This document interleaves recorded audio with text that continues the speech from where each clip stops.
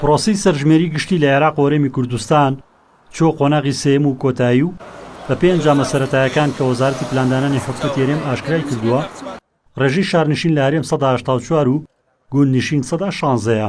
لەم راپۆرتەدا ئەو پرسە دەورژێنین ئاخۆ هۆکار چییە گوندنشین لە هەرێم ساڵ بەساڵ ڕۆ و کەمتربوون دەچێت؟ گوندنشینان پاساوی جۆربەجۆران هەیە بۆ ئەوە سەرەکیترینیان دەبەستنەوە بە کەمی و نەبوونی خزمەتگوزاری لە گوندەکان و هاریکاری نەکردنی گوندنشینان لەلایەن حکومەتەوە. ئێستا هیچ نەماوە، فەلاحەتیەکەی نابێ، تەماتە و خیارەکەی پارەکەی خۆی دەرنایەنێتەوە، ئەویش بەرازەی خواگەتەل بە نەبێ، ئیتر هیچ ئیشێک نەماوە، بەس حیوان باشە، حیوانیش بە هەموو کەسێ ناکرێ بەڕاستی گرانە.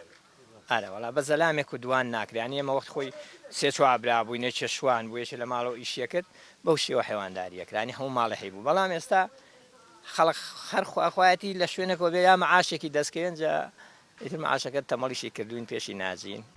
گوندنشینان دەڵێن بێباکی و بێپلانی حکومەت هۆکاری دیاری چۆڵبوونی گوندەکان و بەو هۆیەوە زۆرینی دەستی کاری گوندنشینان ڕۆ و شارەکان چوون. خۆی دڵسۆز نەبوو بە وڵاتە، ئەگە دڵسۆز بێ بە وڵاتە وەک بەرنامەکەی کاگنەوشیروان بە ڕەحمەت بێداینا بۆ کوردستان ئەو بەرنامەی جوانترین بەرنامەیە ئاوەدانی بوو سەرە چاو کاکتۆفی ئاوەدانی بوو بەڕاستی خەڵک ئەبوژایەوە خەڵک دیەکان پێشەکەوتن و ئەمانە.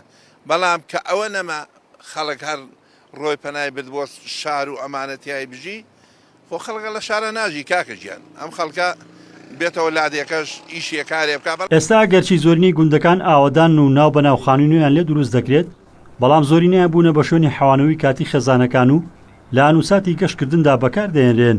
ئەو لادەی کە جاران 150 ماڵ بۆی سا 12 ماڵە 12 ماڵەکەی سێ چوارێک هاتون کورانە بە ڤێلە بۆ خۆشی خۆیان و ساڵی جارێ دوو جار خۆی عیلەکەی چێتەوێت دەوڵەمەندێکیان بەرپرسێک ئەوانی تر خۆمە ڕووماڵاتیان نییە و گا و گامێش و بزن و مەڕوشتیوانە بێت و مریش کوشتیوانە بن نەخێرە لێ ئەژین لەبەرەوەی ڕەنگە ئێران پێڵ نەسوڕێ یعنی ئێمە سیستەمێک یان پلانێکمان نییە بۆ ئەوی کە لادەکان ئاوادان بێتەوە. چۆڵبوونی گوندەکان و کەمبوونەوەی گوندنشین لێکەوتەی خراپی کردوتە سەر کەمبوونەوەی بەرهەمە خۆماڵە کوشتتوکاڵەکان و بۆ هۆیەوە زۆرینیان لە وڵاتانی دیکەوە هاوردە دەکرێن. ڕزگار جەبار کێنێن سلێمانی.